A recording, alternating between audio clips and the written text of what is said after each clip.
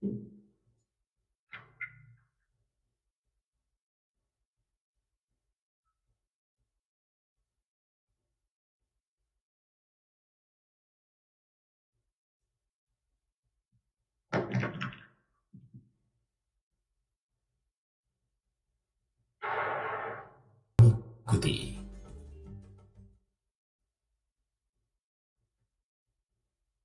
Bismillahirrahmanirrahim.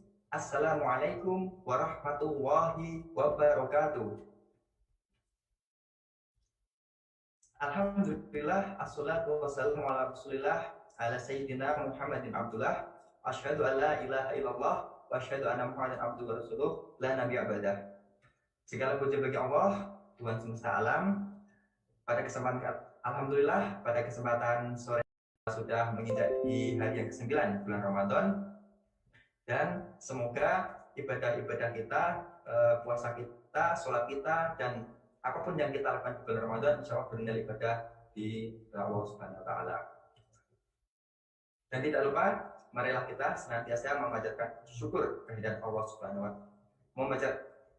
Taala. Marilah kita senantiasa bersolawat kepada junjungan kita, suri tautan kita, Nabi Muhammad SAW, dengan sesering mungkin di setiap hari kita, di jam-jam kita, dengan membaca sholawat Allahumma sholli ala sayyidina Muhammad wa ala ali Muhammad.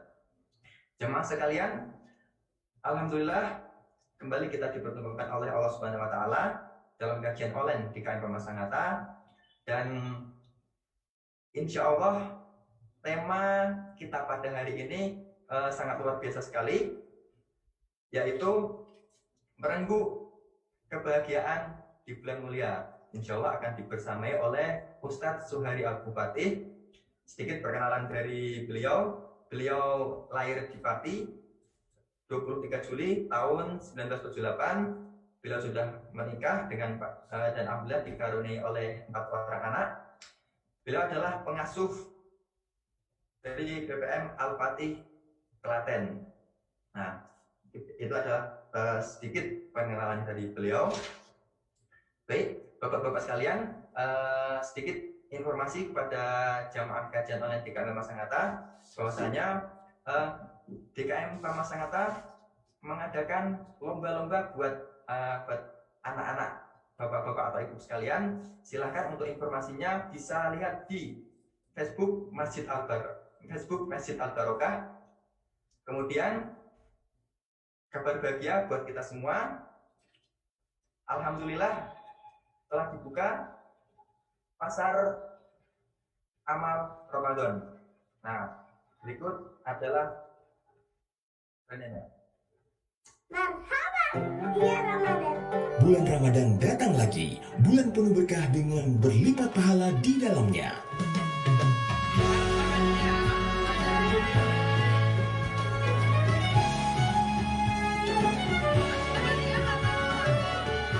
Yayasan Insan Mulia Pama, Dewan Kemakmuran Masjid Al-Barokah Sangatta, dan PT Pama Persada Nusantara Distrik KPCS kembali membuka jalan untuk niat tulus Anda di bulan suci ini dengan Pasar Amal Ramadan. Pasar Amal Ramadan membangun epicentrum kebaikan. Satu bentuk kepedulian untuk menampung dan menyalurkan infak atau sedekah kepada pihak yang membutuhkan. Salurkan donasi sesuai niat Anda untuk wisata belanja anak yatim dan duafa. Peduli guru ngaji, sembako untuk duafa, tebar Al-Quran, atau investasi tanah rumah Al-Quran.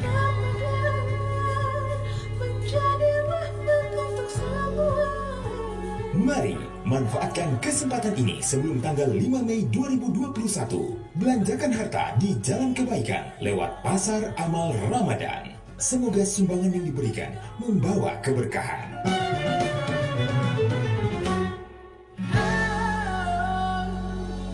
Untuk informasi lebih lanjut, hubungi nomor WA 0811 260 040. Sekali lagi di nomor WA 0811 260 040.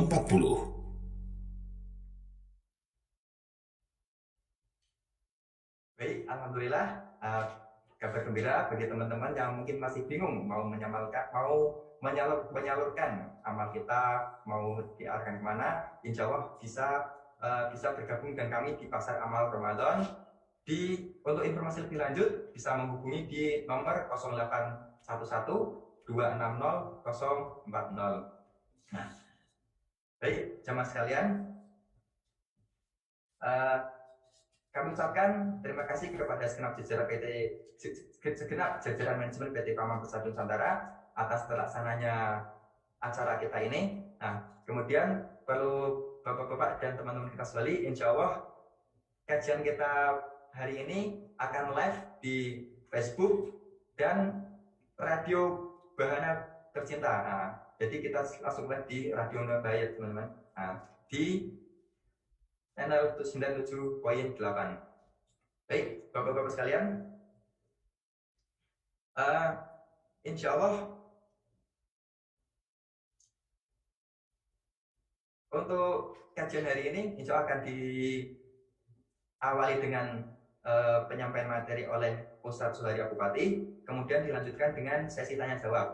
Nah, bagi jamaah sekalian yang ada di Zoom bisa menyiapkan pertanyaannya via room chat ataupun nanti bisa bertanya secara langsung. Kemudian bagi yang di Facebook bisa menuliskan pertanyaan di kolom komentar, atau yang bagi yang mendengar radio, nah bisa menghubungi nomor yang ada di pamflet ya teman-teman, bisa nanti pertanyaan disampaikan melalui nomor tersebut.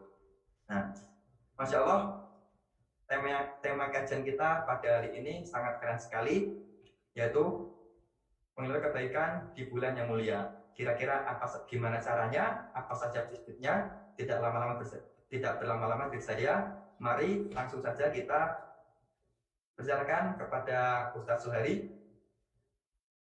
Halo Ustadz. Halo, Assalamualaikum.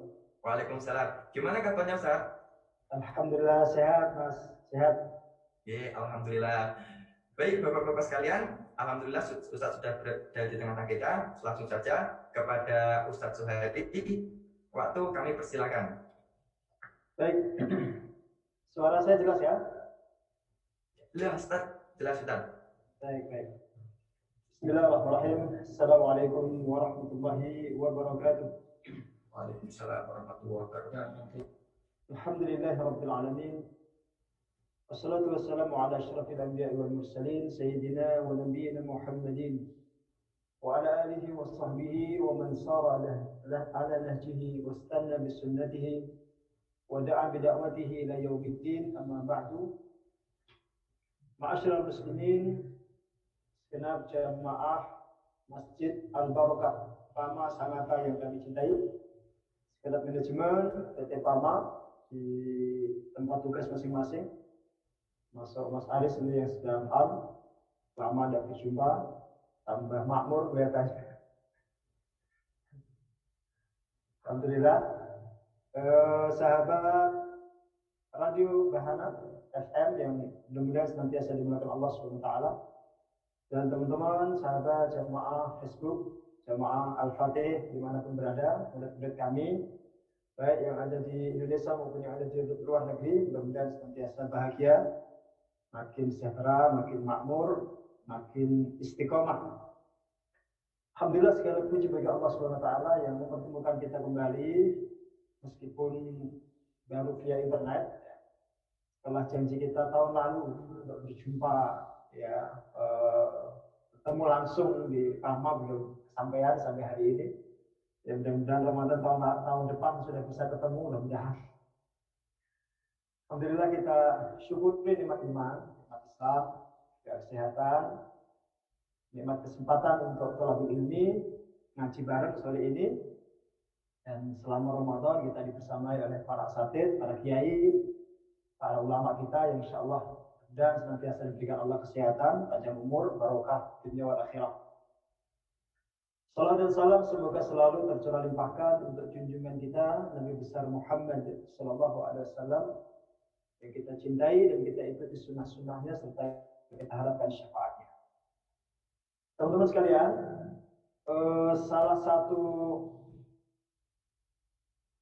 problem yang dihadapi oleh kaum urban, ya, teman-teman yang merantau, termasuk mungkin teman-teman Pama itu, biasanya Ada saja itu, karena jauh dari keluarga, jauh dari kampung halaman, itu seringkali dilanda gegana, dilanda gelisah, galau, merana. Jauh dari istri terutama, apalagi yang pengantin baru, itu biasanya luar biasa galonya. Sedih, kadang-kadang sedih. Nah, tema ini memang sengaja saya pilih, ya mudah-mudahan nanti bisa menjadi semacam wasilah ya, semacam sarana berbagi ilmu agar kita semua tetap bisa happy, bisa bahagia dimanapun kita berada. Kalau kata dulu kita nyanyi pramuka itu di sana senang, di sini senang, di mana-mana hatiku senang, tidak boleh kita sedih karena kesedihan itu akan memendekkan usia, sedangkan kebahagiaan itu memanjangkan umur. Ya teman-teman yang wajahnya boros itu biasanya cepat tua, itu kurang bahagia harusnya. Harus sering happy, bahagia, kita murah senyum agar awet muda. Ini rahasia kenapa satu-satu itu awet muda. Ya. Biasanya satu-satu itu happy, ya senang. Bukan tanpa masalah, tapi kita harus mengatasi masalah.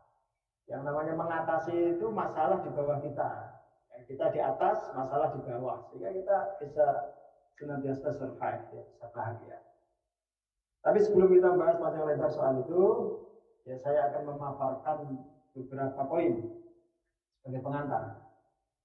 Yang pertama, poin terkait dengan macam-macam manusia ketika bertemu dengan bulan Ramadan. Jadi orang itu kalau bertemu Ramadan itu ada beberapa variasi, ada beberapa tipologi. Yang pertama itu tipe orang yang happy, yang senang, yang masrur, dalam bahasa Arab itu yang bahagia. Dan kebahagiaannya itu ada beberapa sebab. Ada yang senang ketika ketemu Ramadan karena pertanda dia akan mendapatkan kesempatan beramal dan dapat pahala yang besar. Ini tentu tipe yang terbaik. Yang kedua bahagia karena bertepatan bisnisnya itu berhubungan dengan Ramadan. Bisnis sarung, bisnis gamis, bisnis kolak, bisnis es, termasuk bisnis kue, jualan kurma. Ini timing yang tepat untuk jualan, untuk bisnis. Maka dia bahagia. Dia bahagia yang seperti ini, ya sah-sah saja, boleh-boleh saja. Tapi tentu tidak sebaik tipe yang pertama. Ada tipe yang ketiga, orang yang bertemu Ramadan itu biasa saja. Bahagia enggak, sedih juga enggak. Tipe yang seperti ini biasanya orang-orang yang tidak paham dengan hakikat Ramadan, dengan fadail, keutamaan bulan suci, apa yang dijanjikan Allah. Atau mungkin dia paham tapi tidak terlalu yakin. Mungkin dia paham tapi tidak terlalu yakin dengan janji Allah dan Rasulnya. Sehingga hatinya biasa saja. Ramadan jadi anggap seperti bulan yang lain.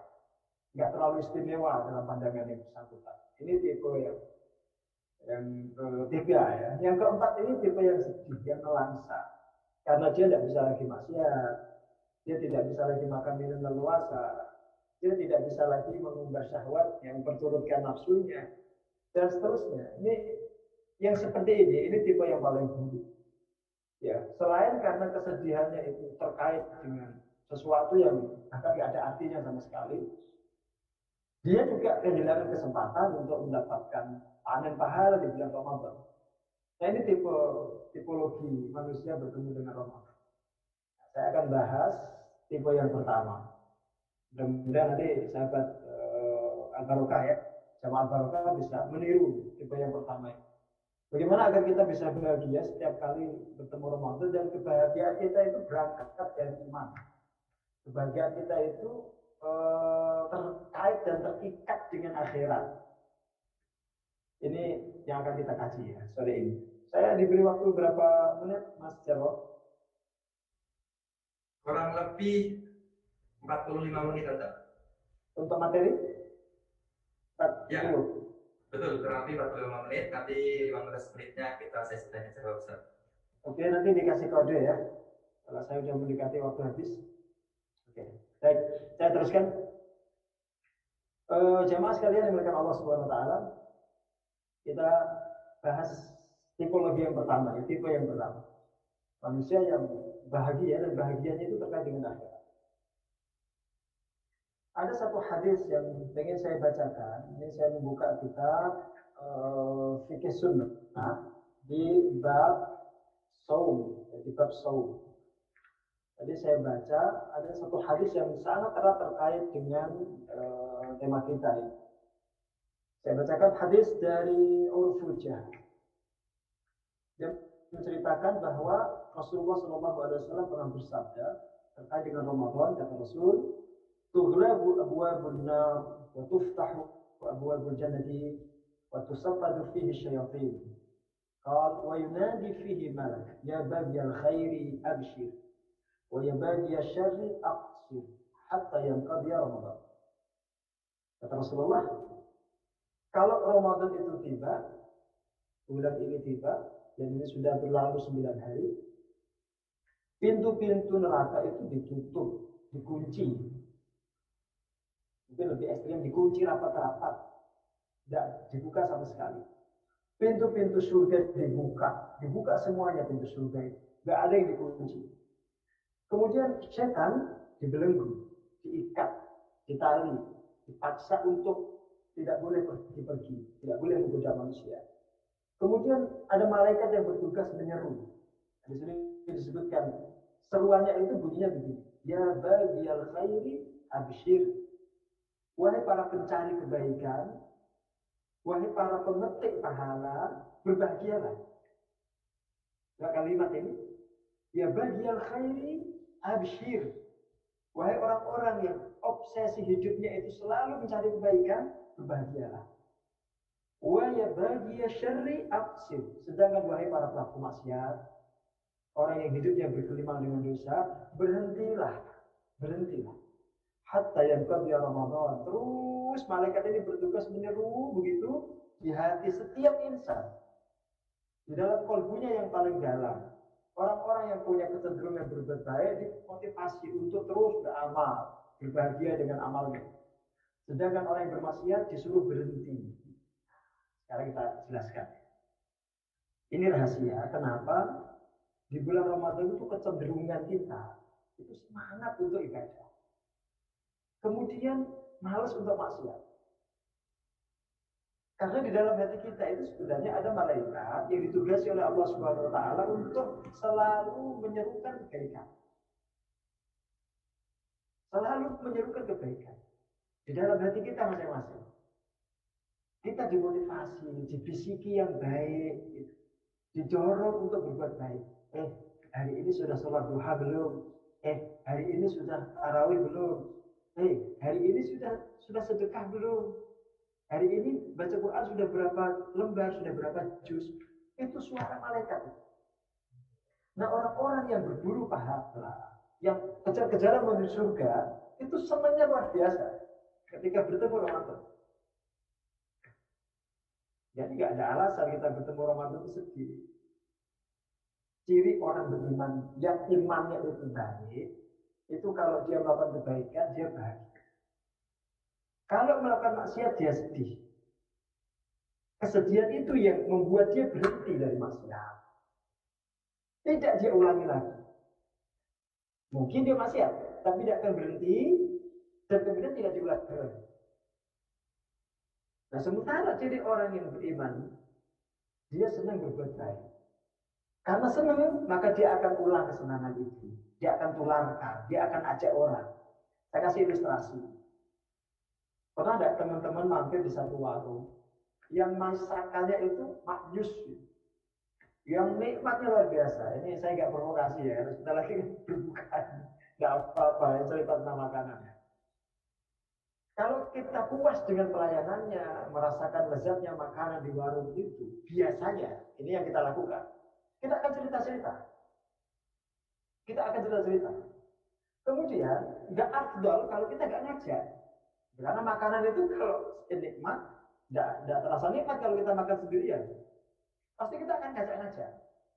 Kita akan berbagi, bahkan kita akan traktir teman-teman kita. Nah, sifat amal soleh itu sebenarnya betul.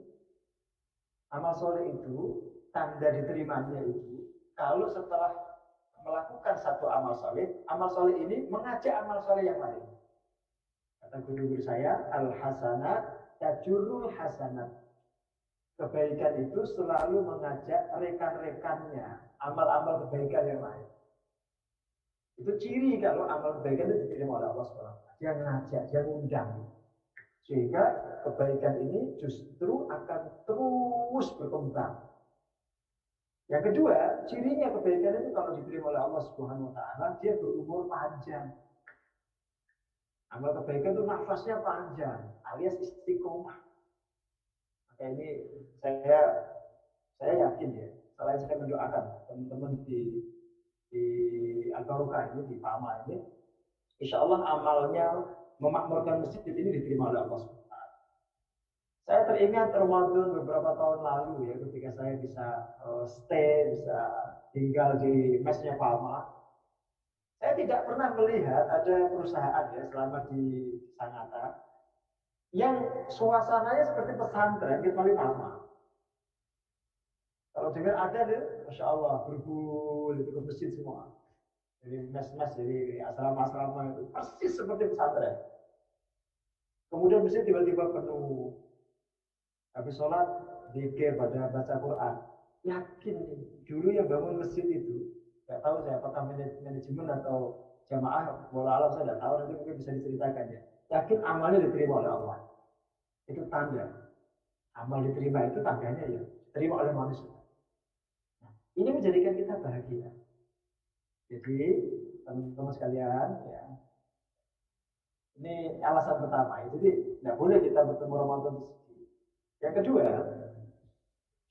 coba kita tengok ayat tentang puasa. Ayat puasa itu dimuqaddimai oleh Allah Subhanahu wa taala dengan nida'ul habib. Dengan seruan mesra, panggilan yang sangat membahagiakan. Bagi siapa? Bagi orang beriman. Ya ayyuhalladzina amanu, wahai orang beriman. Kata Ibn Abbas, beliau mengatakan begini, "Idza sami'ta qala Allah Ta'ala ya ayyuhalladzina amanu fa'asbi 'alaihi salam. Fa innahu khairun yu'maru bihi aw syarrun yunha 'anhu." Kalau engkau mendengar Allah Subhanahu wa taala berfirman, wahai orang-orang yang beriman, maka simak baik-baik, pasang telinga kalian baik-baik. Karena setelahnya itu pasti ada kebaikan yang kalian disuruh mengerjakan. Atau ada keburukan yang kalian dicegah. Jangan kalian lakukan. Artinya apa? Kalau kita setiap kali kita membaca Quran terus membaca ayat ya ayyuhalladzina amanu, itu tanda cinta Allah kepada kita. Maka hanya kita yang disuruh. Hanya kita yang disuruh. Selain orang beriman, enggak disuruh oleh Allah SWT, enggak diundang. Saya ilustrasikan lagi. Kalau tadi warung, makanannya makmus, itu sekarang saya ilustrasikan. Ya, memang puasa harus sering-sering diprovokasi ya dengan makanan, dengan kuliner. Pernah enggak kita diundang di satu jamuan spesial, ruangannya eksklusif, menunya spesial, yang datang orang-orang yang punya kartu saja. Kalau tidak punya kartu, tidak mungkin bisa masuk. Di depan pintunya ada penjaga yang ngecek kartu. Saya biasanya kalau dampingi jamaah umroh, kalau hotel-hotel yang biasa itu tidak ditanya kartu. Tapi hotel-hotel yang luas, yang memang sembarang orang bisa masuk, itu mesti ditanya kartu. Ya, ditanya. Karena makanan itu spesial memang. Bahkan tempat duduknya, cara menyajikannya, minuman itu spesial semua. Cara pelayannya itu pun ketika menyapa, ketika bertanya itu spesial. Sehingga kita yang masuk, yang menyantap hidangan di situ itu tersanjung sekali, merasa terhormat.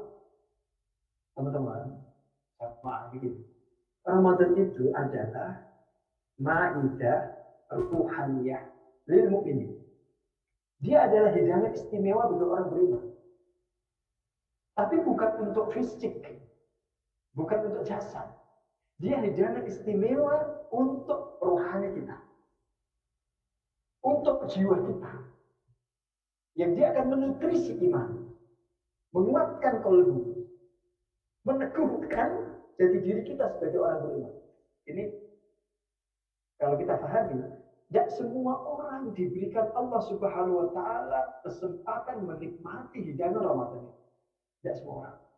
Buktinya apa? Tidak usah jauh-jauh orang kafir lah. Ada sebagian orang mengaku Islam, mengaku Muslim, tapi oleh Allah tidak diberi undangan menikmati hidangan itu.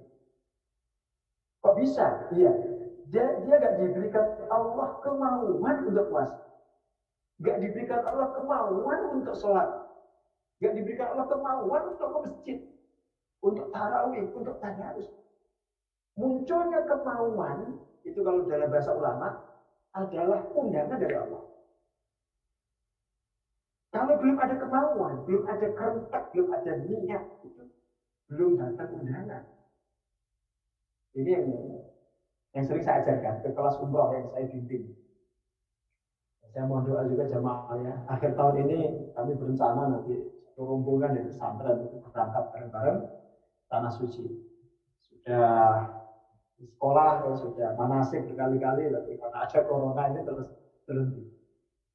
Ya mudah-mudahan jamaah semua juga bisa diberikan kemudahan untuk ziarah ke tanah suci, ke Haramain, Mekah, ke Madinah, ke makam Rasulullah SAW. Saya sering ceritakan begini, jangan pernah kita merasa punya modal untuk ziarah ke tanah suci. Jangan karena kita punya uang banyak, kita gaji besar, kemudian kita punya ini dan itu, terus kita bisa yakin pede kita bisa datang ziarah ke tanah suci. Enggak. Modal kita, satu-satunya modal kita yang diberikan Allah Subhanahu wa taala itu adalah keinginan yang baik. Niat yang suci. Asal sudah ada niat, ada keinginan, ada iradah, Allah akan wujudkan jalannya. Allah akan sediakan kendaraannya. Allah akan berikan akomodasinya. Allah akan antar tiketnya itu bahkan ke rumah. Dan itu yang sering saya temui dari jamaah. Ada orang yang sama sekali itu tidak punya duit. Di Klaten itu ada tukang parkir. Di Klaten saya ceritakan. Ada tukang parkir di depan sebuah toko. Tokonya namanya Kartika, dekat alun-alun, Matahari Klaten. Orang ini setiap hari, ini mungkin membuat kita nanti malu. Setiap hari tugasnya dia ngurusi parkir motor, parkir mobil. Karena toko ini cukup ramai. Ini toko aksesoris HP. Tiap hari ramai.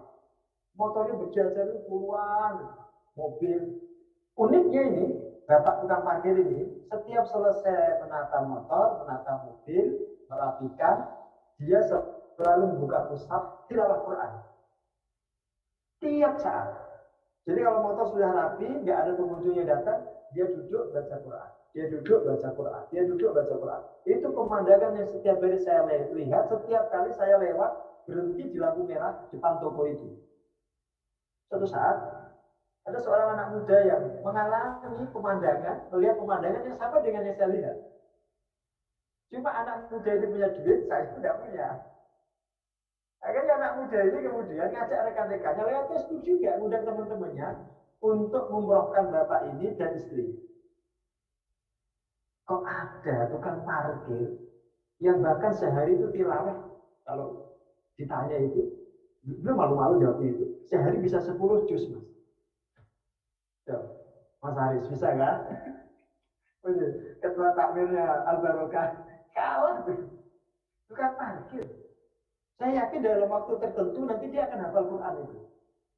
Karena orang hafal Quran itu tergantung intensitas dia membaca. Maka anak-anak muda ini kemudian patungan gitu, urunan, mengumpulkan duit, memurahkan bapak ini. Modalnya apa? Cuma punya keinginan ke tanah suci. Gak modal duit, gak modal nabung. Yang menyediakan semuanya itu Allah. Ini cerita ya. Jadi, ketika ada keinginan baik di hati kita, pahami, itu undangan dari Allah. Itu undangan. Anda diundang untuk menikmati hidangannya. Anda diundang untuk mendapatkan pundi-pundi amal, pundi-pundi pahala. Yang kalau dalam bahasa Profesor Quraisy, saya ceritakan salah satu yang disampaikan oleh Profesor Quraisy. Saat kita di dunia ini kan seperti orang berjalan di sebuah ruangan gelap. Ya, entah gelap karena ruangannya itu betul-betul tidak ada cahaya, entah gelap karena mata kita itu terpejam. Kata beliau begitu. Yang jelas kita nggak melihat. Melihat apa? Kita tidak melihat wujud pahala. Kita nggak melihat wujud pahala. Masuk ruangan gelap itu, kemudian kita nyandung sesuatu. Ada suara, setiap kali kamu nyandung sesuatu, ambil. Jangan kamu lewatkan. Ada yang percaya dengan suara itu, dengan seruan itu, ada yang tidak. Yang percaya itu kemudian ngambil. Dia masukkan ke karung, disimpan, terus begitu. Ada yang ngambil dikit, ada yang ngambil banyak, tergantung keyakinan masing-masing. Tapi ada yang sama sekali nggak ngambil. Karena dia bilang, paling batu itu, bukan apa-apa. Nanti malah memberatkan perjalanan saya. Udah, saya tidak usah ambil. Akhirnya ketika dia sudah keluar dari ruangan itu, terbuka matanya. Dia tengok ke belakang. Ternyata yang disandung itu, yang dia lewati itu bukan batu. Yang dia lewati itu emas, berlian, dan mutiara. Betapa menyesalnya hatinya itu. Kenapa saya nggak ngambil sama sekali? Ya nggak ngambil. Nyesel banget. Yang ngambil sedikit. Kenapa saya cuma ngambil sedikit? Bahkan kata beliau, yang ngambil banyak pun nanti menyesal. Kenapa saya cuma mengambil sekian dan sekian? Jadi teman-teman, ini ilustrasi beliau. Jadi kita di dunia ini sebenarnya sedang tutup mata. Kita merem. Kita sedang tidak melek. Pahala itu bahkan tidak cuma abstrak, dia gaib. Dia misterius, rahasia itu. Kalau kita meyakini seyakin-yakinnya bahwa Ramadan ini akan menjadikan kita mendapatkan pundi-pundi amal, maka setiap ada kesempatan amal kita ambil. Kita ambil. Berangkat dari keyakinan itu. Keyakinan itulah yang disebut dengan iman. Rasul mengatakan, man shoma Ramadhana imanan wa ihtisaban, ghufira lahu ma taqaddama min dhanbihi. Di hadis yang lain, man qama Ramadhana imanan wa ihtisaban, ghufira lahu ma taqaddama min dhanbihi. Tergantung keyakinan itu. Tapi ada saja orang-orang yang yakin, pahala nggak kelihatan, maka dia nggak meyakini itu, akhirnya nggak beramal. Tapi setelah matanya terbuka, gitu, yang di dalam bahasa surat Shad itu dibuka matanya, tiba-tiba matanya menjadi tajam. Basarukal yawma hadid, matanya menjadi sangat tajam. Dia tengok ke belakang itu dunia maksudnya. Dia tengok, ternyata Masya Allah, banyak kesempatan pahala itu dia lewatkan. Ya sedekahnya, ya puasanya, ya sholat malamnya, ya sholat duhanya, ya membantu teman, ya menyantuni anak yatim, fakir miskin. Ya Allah, ternyata sekian banyak kesempatan dia lewatkan. Dia ingin kembali ke dunia, bahkan minta. Tapi oleh Allah tidak dikasih. Dan tidak bisa. Maka Rasulullah mengatakan apa? Kata Rasul, an-nasu niyam. Manusia itu hakikatnya tidur. Manusia itu hakikatnya tidur, tidak bangun. Idza matu intabahu. Kalau sudah mati, baru dia terbangun. Jadi kita sekarang ini sebenarnya sedang tidur. Kita ini sekarang ini sebenarnya sedang tidur. Kalau sudah meninggal, baru kita terjaga, melek.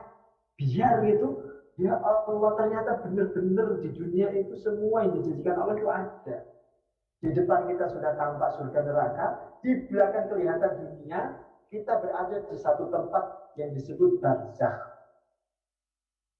Ya, satu tempat yang disebut barzakh. Nengok mau kembali gak bisa, melaju ke depan belum boleh. Ini ilustrasi. Maka berbahagialah ketika Allah mengatakan ya ayyuhalladzina amanu, wahai orang itu. Nah, kalau kita sudah pahami hakikat ayat ini dengan pemahaman sufistik ini tafsir yang bercorak sufi. Tidak mungkin kita merasakan puasa ini beban. Jadi ketika Ramadan datang itu yang ada senang, nggak sedih. Karena pola pikir kita seperti yang tadi kita jelaskan, diundang makan, makanan istimewa kok sedih. Coba sekali-kali antum dapat undangan, walimahan, terus ditulis di kartu itu dengan sangat tanpa mengurangi rasa hormat kami, mohon Bapak Ibu tidak membawa hadiah bingkisan, parcel atau apa istilahnya, amplop ya. Pokoknya datang, diundang makan saja. Kira-kira sumpah enggak itu? Pasti sumpah itu datang lebih awal. Bahkan mungkin dari rumah nggak makan. Persiapan perut. Yakin itu. Umumnya kita begitu. Nah, puasa pun begitu sebenarnya. Cuma ini kan nutrisi jiwa, dia bukan nutrisi raga, dia nutrisi jiwa. Maka orang-orang yang memburu kesehatan jiwa itu benar-benar bahagia. Tapi orang yang selama ini orientasinya fisik, jasa, materi, dia tidak paham hakikat ini. Dia tidak paham. Ini yang kedua ya. Masih berapa menit mas? Saya kadang sampai lupa waktu nanti kalau ngomong itu. Harus sering-sering diingatkan. Masih setengah jam dan masih agak lama. Oke. Ya teruskan ya. Yang ketiga gini. Ini pandangan juga, pandangan atau cara pandang. Agar kita beralih dari melihat syariat itu sebagai beban menuju satu kebahagiaan, satu anugerah, satu nikmat, bahkan satu keistimewaan yang Allah berikan kepada kita. Ketika kita membaca ayat ya ayyuhalladzina amanu, wahai orang-orang yang beriman, pertanyaan yang ingin saya ajukan, siapa yang manggil kita? Allah. Kutiba alaikumusiyam, siapa yang mewajibkan kita puasa? Allah. Siapa yang memberikan kita perintah itu? Allah. Nah, sekarang kita berjalan.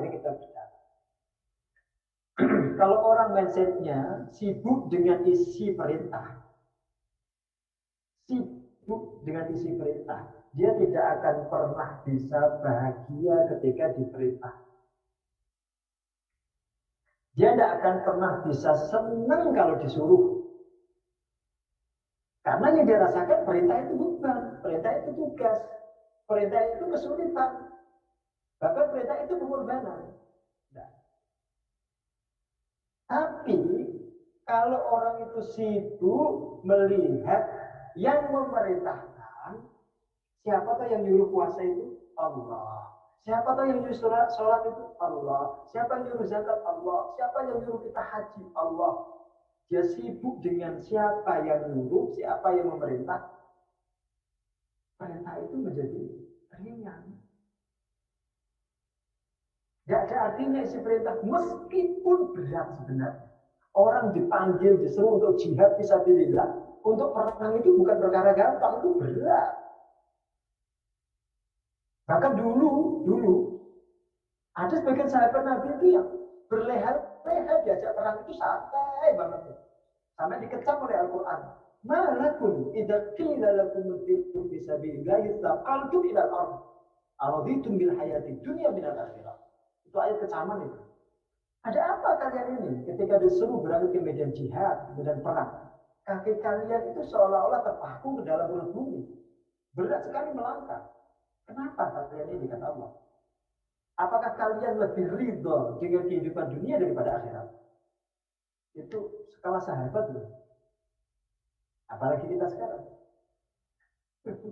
Jangankan jihad lah itu. Kadang-kadang mau jamaah itu gerimis dikit aja nggak jadi berangkat.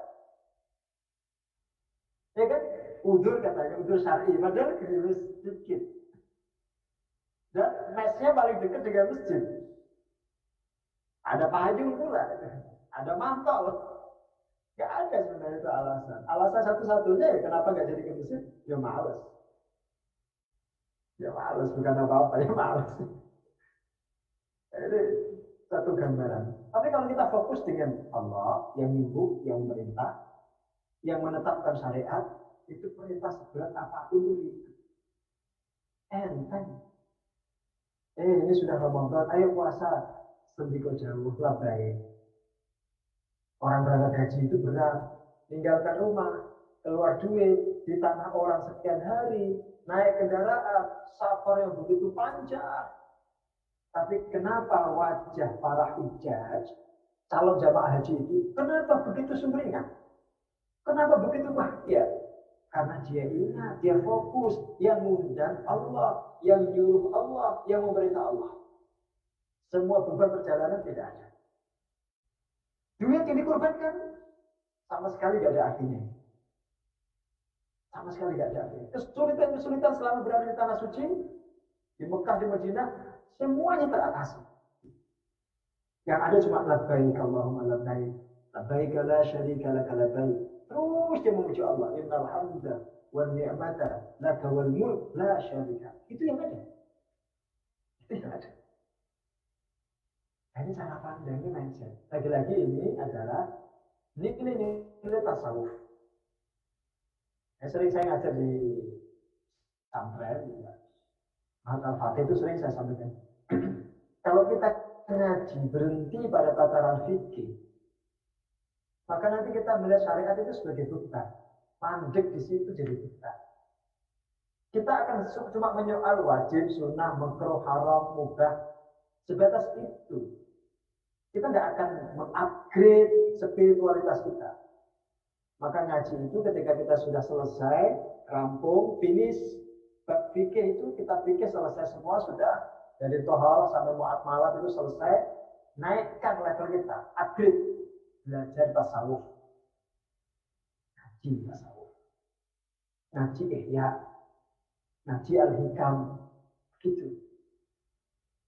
Agar kita naik kelas. Punya pemahaman-pemahaman yang itu insya Allah akan lebih memudahkan kita mengamalkan fikih. Dan itu sudah saatnya gitu. Orang ketika ngaji tasawuf, dia wajib menyelesaikan fikih. Kalau tidak nanti tidak punya landasan syar'i untuk belajar tasawuf. Dan itu bahaya.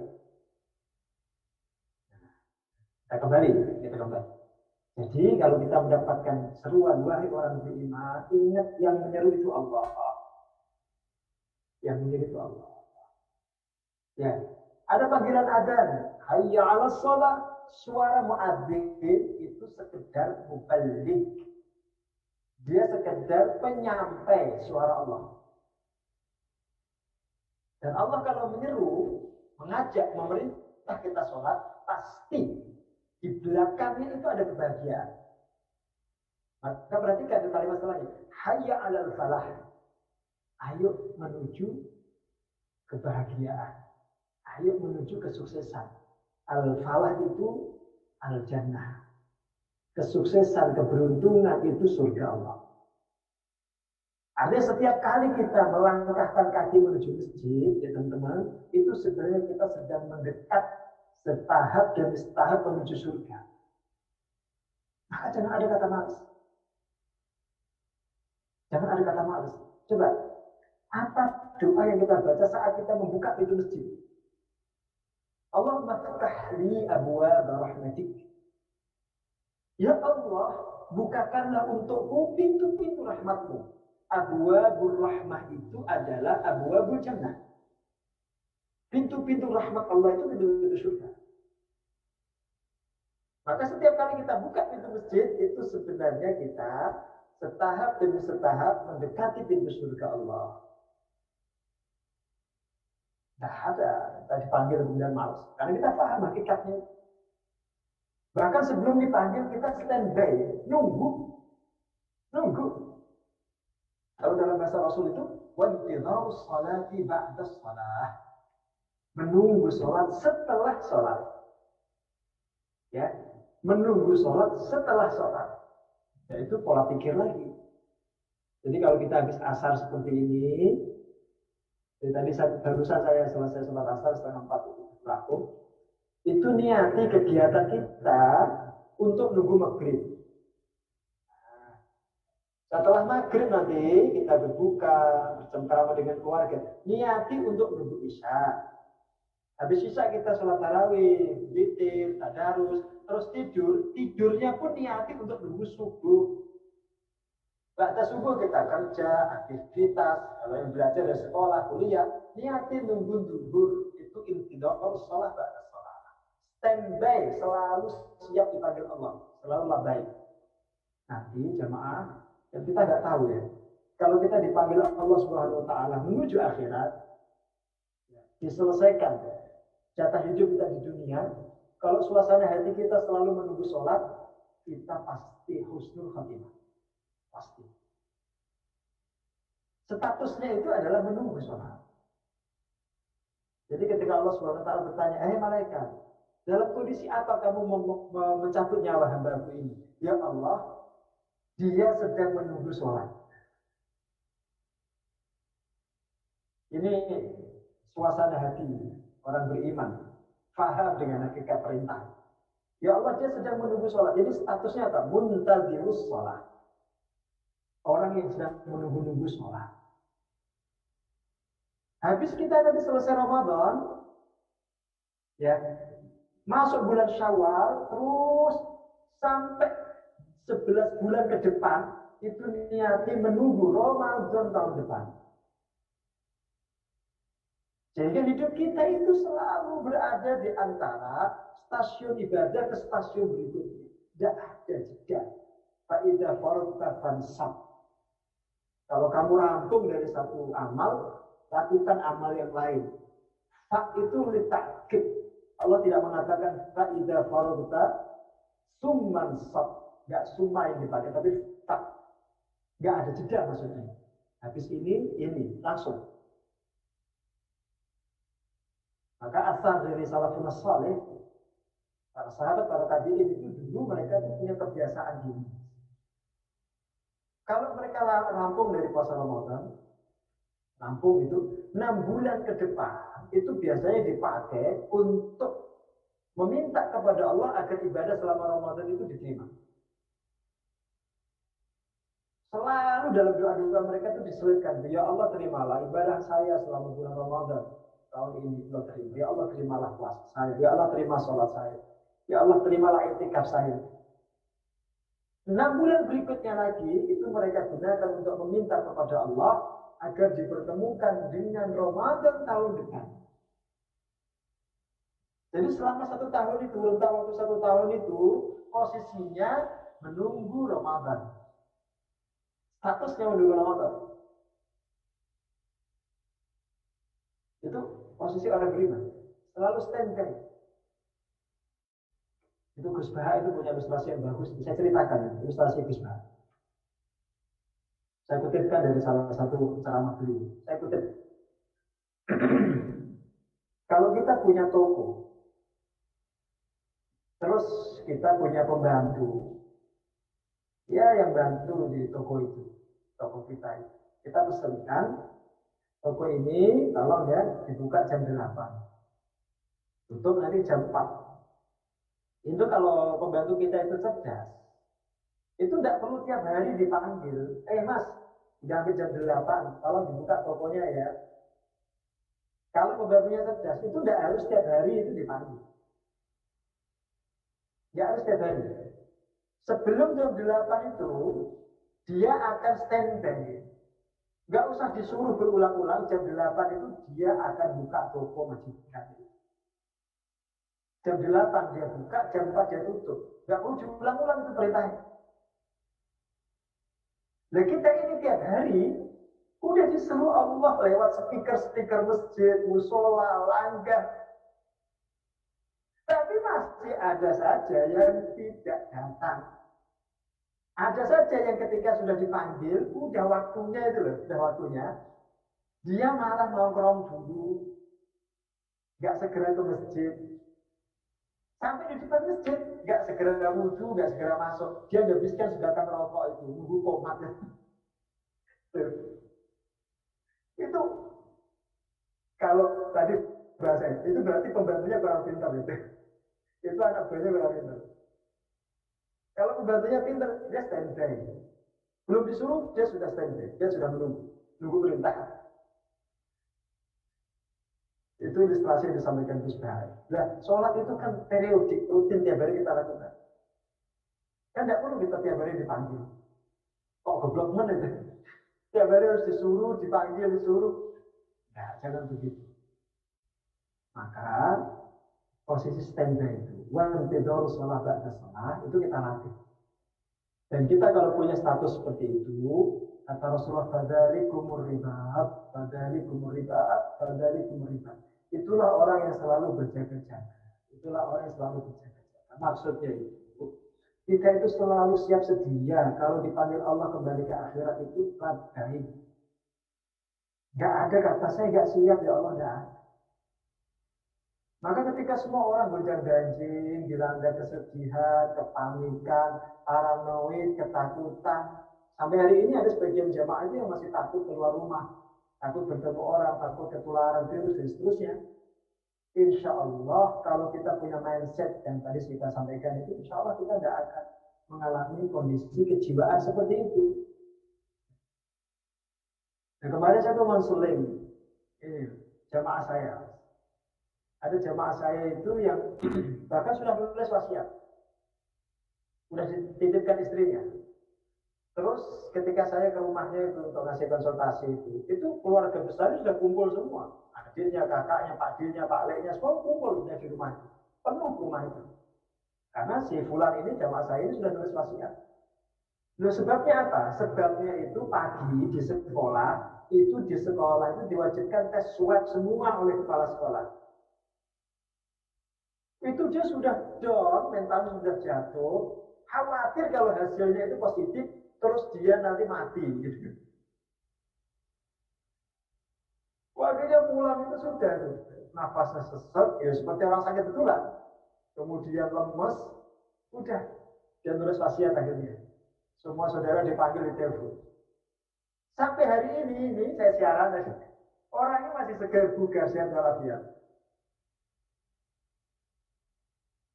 Apa itu kan mental itu ya. Mental itu kondisi kejiwaan. Padahal mohon maaf, beliau ini guru BP. Yang setiap hari nasihati orang. Coba. Oh berarti selama ini, ya kadang-kadang ya, termasuk seperti saya ini kadang-kadang hanya pintar nasihati orang, kurang pandai mengamalkan ilmu. Tapi alhamdulillah saya itu, Masya Allah, selama pandemi ini hampir tidak pernah saya dilanda ketakutan, kepanikan. Termasuk sejak bangun asrama, bangun kelas, anggaran yang sekian miliar itu, nggak pernah saya merasa khawatir, takut nanti uangnya habis gitu. Tenang banget itu, malah dapat ya. Tenang banget itu, nggak ada kekhawatiran gelisah nanti kalau takutnya uangnya nggak cukup dan seterusnya, nggak bisa bayar tukang nggak. Dan alhamdulillah dimudahkan oleh Allah. Jamaahnya luar biasa itu supportnya Masya Allah. Termasuk jamaah saya dari Sanata juga, ya Allah sampai sekarang itu support luar biasa, Masya Allah. Jadi poin ketiga ya, jadi poin ketiga. Cara kita untuk menyambut, mengisi Ramadan, dan kemudian menjadikan Ramadan ini adalah satu berangkas kebahagiaan, ya satu wasilah untuk meregut kebahagiaan. Karena gini, orang itu kalau tidak merasa bahagia di dunia, itu tidak mungkin dia bahagia di akhirat. Maka ciri wali yang diceritakan Quran itu, dia tidak pernah terserang penyakit takut atau sedih. Ala inna awliya Allah la khaufun alaihim wa lahum yahzanun. Ingatlah, ketahuilah, sesungguhnya wali-wali Allah itu la khaufun alaihim, tidak pernah ada rasa takut yang mengenai mereka, wa lahum yahzanun, dan tidak pula mereka itu bersedih. Siapa wali-wali Allah itu? Alladzina amanu wa kanu yattaqun. Perhatikan, yaitu orang-orang yang beriman dan mereka selalu bertakwa. Apa hubungannya dengan puasa? Puasa itu kan ujung ayatnya la'allakum tattaqun. Ada korelasi di situ. Orang itu kalau sukses berhasil menjadi alumni madrasah Ramadan, dia sampai kepada level ketakwaan, tidak mungkin dia merasa sedih, tidak mungkin dia takut. Tidak mungkin. Artinya dia sampai kepada level waliyun min awliyaillah. Dia menjadi wali kekasih Allah. Takut itu dalam bahasa lainnya itu khawatir. Khawatir itu tentang masa depan. Kalau sedih itu terkait masa lalu. Dua-duanya tidak menghinggapi orang yang bertakwa. Takut enggak, sedih juga enggak. Maka kita menatap masa depan itu ini saja. Kita itu tidak pernah bisa mengatur, jangankan masa depan kita. Diri kita sendiri itu kita tidak pernah ngatur. Sudah diatur dan disetel oleh Allah. Loh, kalau diri kita aja itu sudah dipernah ke Allah, diatur oleh Allah, disetel oleh Allah. Loh, ngapain kita pusing-pusing menghadapi kehidupan ini? Ngapain kita sedih, bingung menghadapi kehidupan ini? Termasuk masa depan nanti di akhirat. Tidak usah kita terlalu takut. Ada bagian kita tuh yang bayangkan, ya Allah Ustaz nanti di masa bagaimana? Juga gimana? Emang kenapa? Ya kan banyak orang Pak Ustaz, nanti nasib kita bagaimana? Kan hari itu matahari begitu dekatnya, banjir peluh dan seterusnya. Bahkan ada yang tenggelam karena teringatnya. Makanya kalau ngaji itu jangan sepotong-sepotong, agak sedih. Yang mengalami nasib seberat itu kok orang kafir. Lu jenengan itu orang beriman, apalagi pemuda-pemuda sangat baik, teman-teman PAMA ini. Saya meyakini teman-teman PAMA, jamaah masjid, terutama takmirnya ini anak-anak muda yang nasya'a fi ibadatillah, yang menghabiskan masa mudanya untuk ibadah itu termasuk fi dhillihi yauma la dhilla illa dhilluh. Berada di bawah lindungan Allah di saat hari tidak ada lindungan kecuali lindungan Allah saat itu. Kan ada 7 orang, ada 7 golongan itu yang akan dilindungi Allah SWT. Dari teriknya matahari. Nggak kepanasan mereka. Salah satunya adalah anak muda yang hidupnya dihabiskan, masa mudanya dihabiskan untuk ibadah. Yang kedua, rajulun qalbuhu mu'allaqun bil masajid. Laki-laki yang hatinya selalu terikat dengan masjid.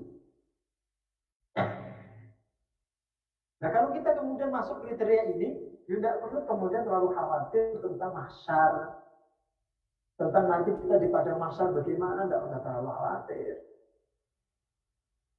Yang mengalami kondisi-kondisi sulit, berat seperti itu hanya orang-orang kafir. Atau kalau orang Islam, dia orang fasik, dia orang yang sangat jahat, yang kebaikannya itu terlalu sedikit dibandingkan dengan kejahatannya. Loh, kalau kita ini orang baik-baik, orang-orang yang insya Allah berusaha menjadi orang-orang saleh, bahkan menyakiti orang pun kita tidak pernah, kita hati-hati betul membawa diri itu. Tidak usah terlalu khawatir tentang mahsyar. Tidak usah terlalu sedih tentang nanti bagaimana di akhirat. Tapi kan banyak orang, Pak Ustaz, nanti bagaimana masuk surganya? Masuk surga itu dipanggil, bukan nyari sendiri. Sudah ada daftarnya itu di tiap pintu itu. Kita masuk lewat pintu mana? Kalau ahli puasa ya lewat pintu ar-royan, kalau ahli sedekah lewat pintu sedekah, kalau ahli sholat lewat pintu sholat. Kalau semuanya dia lakukan di dunia, dia dipanggil dari semua pintu. Tidak usah khawatir. Plus ada yang bimbing. Kita itu punya leader di akhirat itu. Siapa leader kita? Rasulullah. Jamaah itu ketika saya bawa ke tanah suci itu, kalau tur leadernya saya, itu resikonya minta ampun itu. Bahagia, percaya luar biasa. Nah itu setelah saya itu. Perjalanan itu tidak khawatir tersesat, tidak khawatir susah, tidak ada. Dia tahu tur leadernya itu sudah bersertifikasi, sudah profesional. Loh, ini yang bimbing kita kan Rasul. Leader kita itu Rasulullah. Tidak mungkin kita itu kececer kelewatan, tidak mungkin. Dipanggil, dicari satu-satu, dikumpulkan. Kumpul di sini ya, ini jamaah PAMA, tunggu ketuamu, tunggu di sini. Nanti kalau sudah kumpul semua, bareng-bareng nanti masuk surga. Ya lewat itu sana itu, ahli masjid itu. Dipanggil ke satu, tidak salah tuh. Sampai ada kisah itu kan di dalam Sahih Bukhari itu, ada satu dari sekian umat Nabi itu terlempar ke neraka. Masuk neraka itu orang, padahal itu orang beriman, orang baik. Asalnya ke neraka, nggak tahu itu mungkin karena hutang atau apa, atau mungkin dia pernah nyakiti tetangganya. Rasulullah itu sampai sujud, nggak mau bangun demi keselamatan orang itu. Akhirnya Allah Subhanahu Wa Taala, saya kasih tanda kutip, ngalah. Ya sudah. Wahai Muhammad, ambil, jemput dia dari neraka, ambil, masukkan dia ke surga. Gak terima itu Rasul, itu ada umatnya yang masuk neraka itu. Rasul sujud berlama-lama untuk mensyafaati orang itu. Nah, ini agar kita tuh tidak terlalu sedih. Ya, tidak terlalu sedih. Ya termasuk tadi, mamanya kita, Ustaz, gimana ya Ustaz? Puasa saya itu saya khawatir gak diterima. Saya takut itu ibadah selama Ramadan gak diterima oleh Allah SWT. Nah, seperti itu juga tidak boleh terlalu sering ditanggapi. Kalau kita sudah melakukan amal itu sesuai tuntunan syariat, yakini amal itu sah. Kalau sah, pasti layak dapat pahala. Sudah. Justru kekhawatiran gak diterima seperti itu was-was dari setan. Agar kita tidak nyaman ketika interaksi berhubungan dan muamalah dengan Allah SWT. Kalau kita gak nyaman, maka kita gak akan semangat melakukan ibadah. Gak tahu diterima atau enggak, ngapain kita capek-capek melakukan ibadah, kan gitu agar pikiran kita itu. Akhirnya kita gak nyaman gitu ketika melakukan ibadah. Maka yakin aja. Insya Allah kalau kita sudah melakukan amal itu sesuai tuntunan syariat, insya Allah diterima oleh Allah SWT. Karena posisi statusnya amalnya itu sah. Kalau sah itu layak dapat pahala. Ini beberapa poin ya. Bisa menjadi pedoman lah. Karena bagi kita semua, ya, mudah-mudahan betul-betul Ramadan ini menghadirkan kebahagiaan. Tapi kebahagiaannya terkait dengan akhirat. Jangan kebahagiaan dunia yang semu, jangan. Boleh, tapi jangan lama-lama. Boleh, tapi jangan terlalu sering, jangan terlalu lama-lama. Kalau kita mendapatkan kabar gembira terkait dengan akhirat, baru kita itu balik layak bahagia. Baru kita layak bahagia. Dan bahagia itu memang harus bersifat permanen. Itu kebahagiaan yang insya Allah juga akan mendatangkan pahala. Begitu Mas Jarwo ya, sebagai pengantar, nanti kalau ada pertanyaan dipersilahkan. Wallahu a'lam bishawab. Masya Allah, syukur Ustaz atas materi yang saya sampaikan. Masya Allah sekali ya. Jadi adalah menjelaskan gimana cara-caranya agar kita bisa merenggut kebahagiaan di bulan mulia yang ini. Baik, jamaah sekalian, kita buka sesi tanya jawab. Silakan, saya percayakan bagi mungkin yang berada di Zoom meeting kita pada hari ini. Saya berikan kesempatan terlebih dahulu. Jika ada yang mau bertanya, silakan untuk melambaikan tangannya.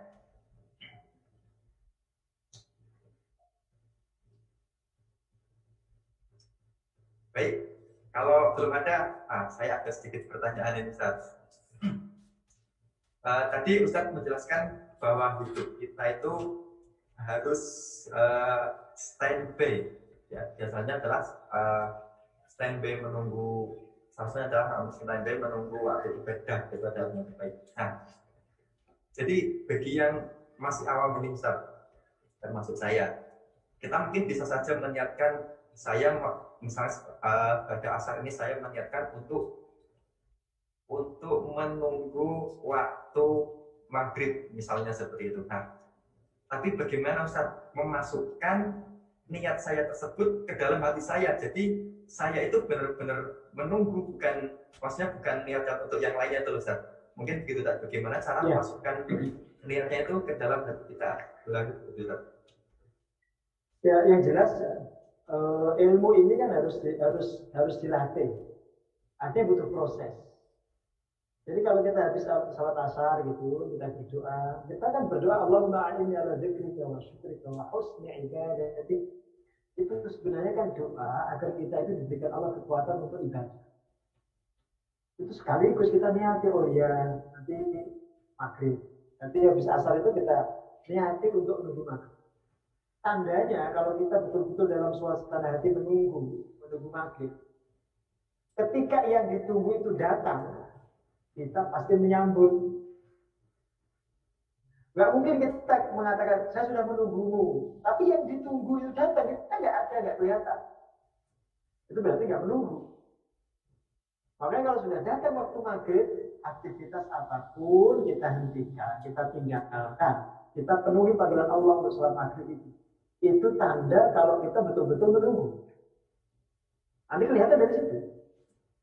Tapi kalau kita dengan adzan maghrib kita masih sibuk dengan aktivitas kita, masih dengan hobi kita, bahkan kita kemudian sudah komat tuh masih santai, kayaknya kita nggak sedang menunggu ini. Kayaknya kita nggak sedang menunggu. Mungkin menunggu yang lain, menunggu maghrib itu. Ya seperti buka inilah, buka puasa ini. Ada nggak di antara kita ini? Kayaknya kan kita semua ijma itu sepakat ya. Kalau kita semua ini, baik yang ikut Zoom maupun yang nyimak di Facebook, kita semua ini sebenarnya nunggu maghrib kan? Nunggu adzan maghrib. Tapi nunggu sholatnya, apa nunggu buka puasanya? Ya, rata-rata kita mesti nunggu buka puasanya. Itu boleh juga. Nanti tandanya kalau kita menunggu-nunggu itu, ketika sudah ada, kita langsung menyantap hidangan. Itu tandanya orang nunggu gitu. Karena yang datang, yang ditunggu datang. Kalau yang ditunggu sudah datang kan disambut. Nggak dicuekin. Nah, ini yang kita harus pahami. Itu proses lah. Ya, proses. Namanya ilmu tasawuf itu memang ilmu olah batin. Ilmu olah jiwa itu harus dilatih dan memang harus punya guru, harus punya pembimbing atau mentor ya. Sehingga tidak tersesat, tidak salah. Itu Mas Jarwo. Baik Ustaz, terima kasih atas penjelasannya Ustaz. Nah, terkait dengan buka puasa ini Ustaz, mungkin ada sebagian dari teman kita atau tetangga kita di rumah gini Ustaz. Mungkin dalam bulan-bulan bulan-bulan sebelum bulan Ramadan atau baik beberapa bulan sebelum Ramadan, mereka itu misalkan adalah yang mungkin sholatnya itu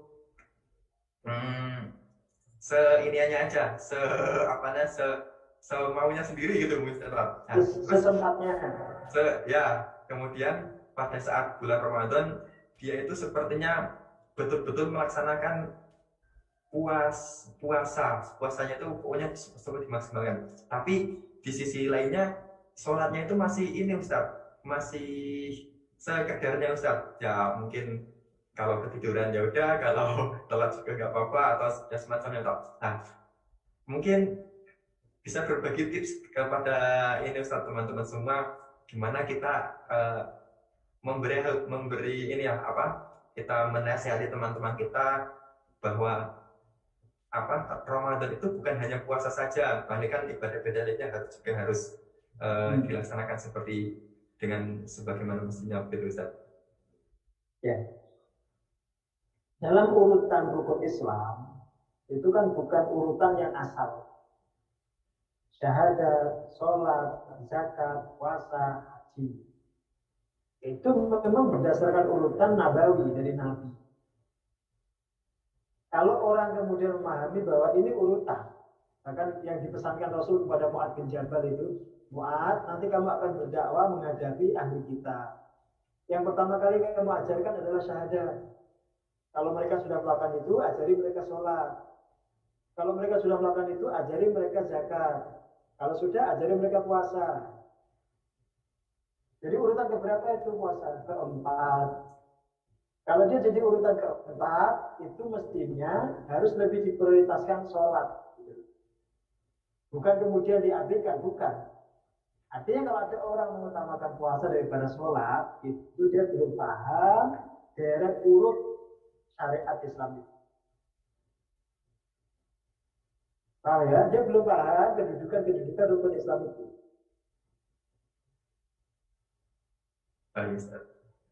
Yang kedua, amal apapun di akhirat itu nanti barometernya itu sholat. Yang pertama kali dihisab itu sholat.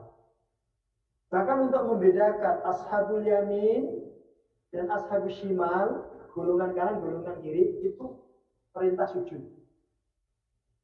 Loh, kalau selama hidup Anda tidak sungguh-sungguh sujud dan tidak menikmati sujud itu, nanti ketika diperintah sujud kalian, kita tidak bisa sujud gimana?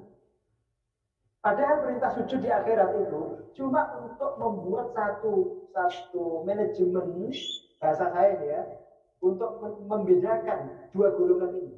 Yang bisa sujud itu ahli surga, yang tidak bisa sujud dia berusaha bungkuk nggak bisa, itu pasti masuk neraka. Maka ada dialog di neraka itu. Masalakakum fi saqar. Kenapa kalian bisa masuk saqar? Qalu lam nakum minal musallin. Mereka berkata, dulu kami tidak sholat. Coba. Kenapa? Karena ketika di mahsyar disuruh sujud, dia nggak bisa sujud. Mau bungkuk-bungkuk nggak bisa. Jadi jangan dikira hisab itu rumit, itu enggak. Hisab itu sederhana sekali. Yasir. Mudah bagi Allah. Cukup satu perintah. Sujudlah kalian. Yang bisa sujud ahli surga, yang tidak bisa sujud ahli neraka. Kalau kita tahu ini, maka setiap kali kita sujud, setiap kali kita sholat, pasti kita nikmati. Pasti kita nikmati. Karena itu hadiah terbaik dari Allah itu. Jadi saya kalau jelaskan begini, ini suasana hati saya itu harus sambil mau nangis gitu. Itu hadiah terbaik dari Allah. Kita diberikan Allah kemampuan sujud.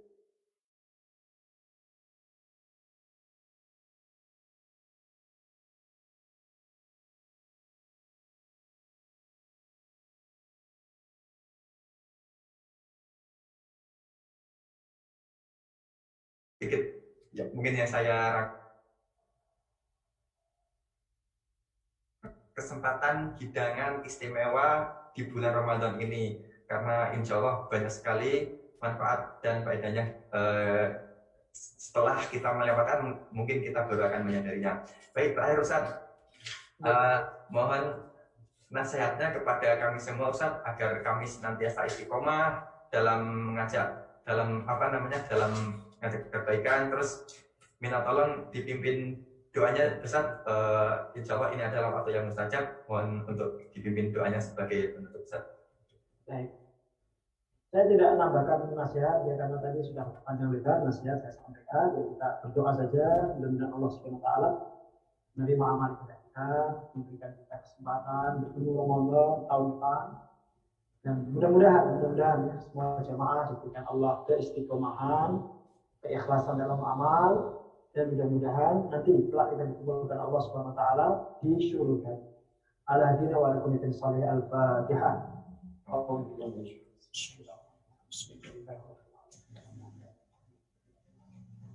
إياك نعبد وإياك نستعين